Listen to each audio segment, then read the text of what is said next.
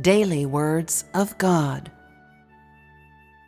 It has taken man until this day to realize that what man lacks is not only the supply of spiritual life and the experience of knowing God, but, what is even more vitally important, changes in his disposition. Due to man's complete ignorance of the history and ancient culture of his own race, the result is that man knows nothing at all about God's work.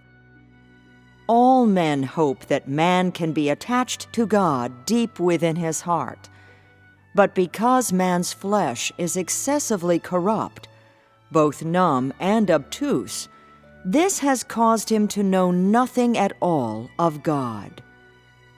In coming among man today, God's purpose is none other than to transform people's thoughts and spirits, as well as the image of God in their hearts that they have had for millions of years.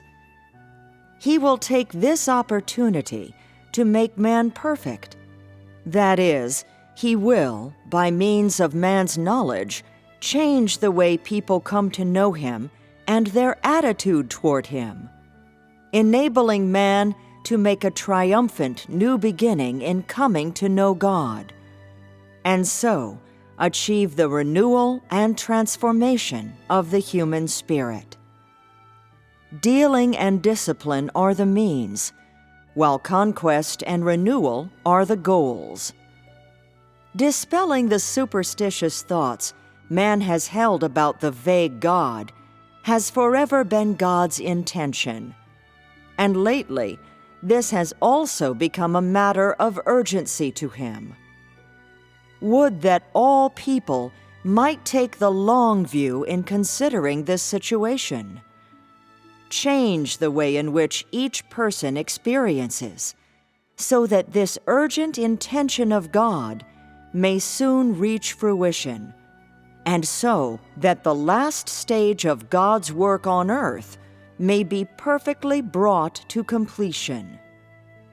Give God the loyalty that it behooves you to give him, and for the last time render comfort to God's heart. Among the brothers and sisters, would that none should shirk this responsibility, or merely pretend to go through the motions. God comes in the flesh this time in answer to an invitation, and in pointed response to the condition of man. That is, he comes to supply man with what man needs.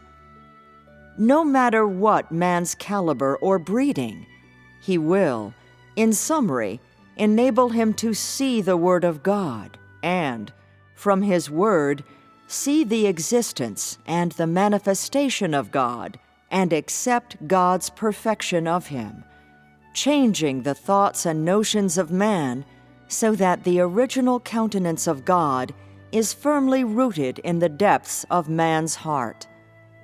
This is God's only wish on earth.